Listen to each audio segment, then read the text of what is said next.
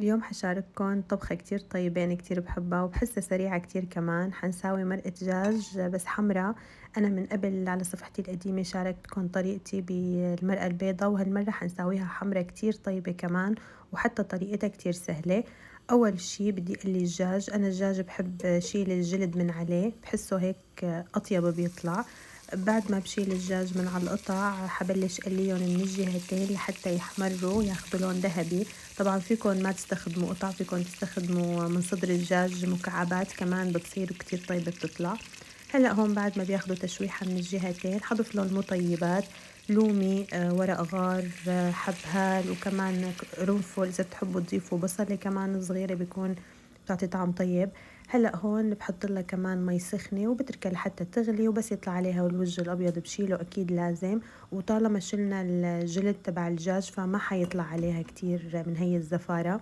هلا هون بعد ما بنضفها من الريم الأبيض طبعا بغطي عليها وبتركها لحتى تستوي الدجاج تقريبا 3/4 الاستواء. بروح لحضر بهي الطريقة البطاطا.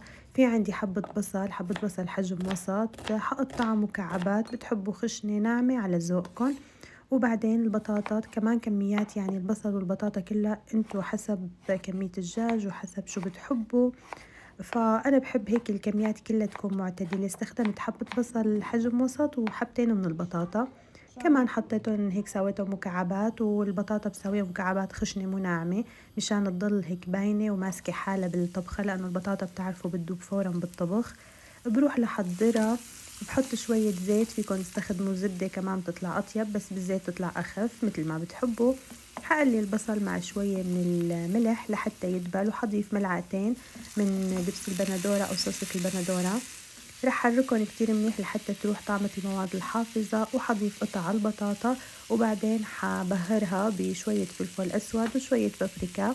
وأكيد دائما البهارات انتو شو بتحبوا تضيفوا، البهارات اللي بتحبها عيلتكم بتقدروا تزيدوا يعني. بعدين ححركهم شوي شي 5 دقايق.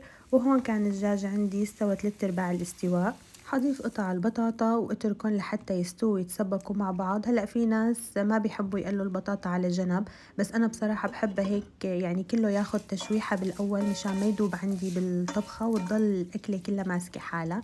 بحضر الرز. طبعا كلكم بتعرفوا تحضروا الرز اكيد، يعني كتير سهل. اول شي بقلي الشعيرية، بعدين الرز انا بنقعه نصف ساعة لحتى تروح كل كمية النشا اللي فيه بقلبه. وبعدين بضيفه للشعيرية وبضيف كمية المي. أنا بغمره يعني يكون تقريبا يعني مغمور الرز مزبوط بالمي السخنة. بعدين بتركه لحتى ينشف ويطلع فيه عليه الفقاعات. بوطي عليه بنوس عليه مثل الشمعة بصير تحته الغاز، وبتركه لحتى يتهدى ويستوي. وهون كانت عندي صارت الأكلة جاهزة، ومثل ما نكون شايفين يعني الدجاج تنهنه على الآخر، وكمان الرز تفلفل وصارت جاهزة. بنسكبها. طبعا لازم تقدموا معاها خضار كتير بالبقلة: الفلفل الخضراء، البصل الأخضر، شو بتحبوا انتو. ان شاء الله تجربوها وتعجبكم، والف صحة وانا على قلبكم اذا جربتوها.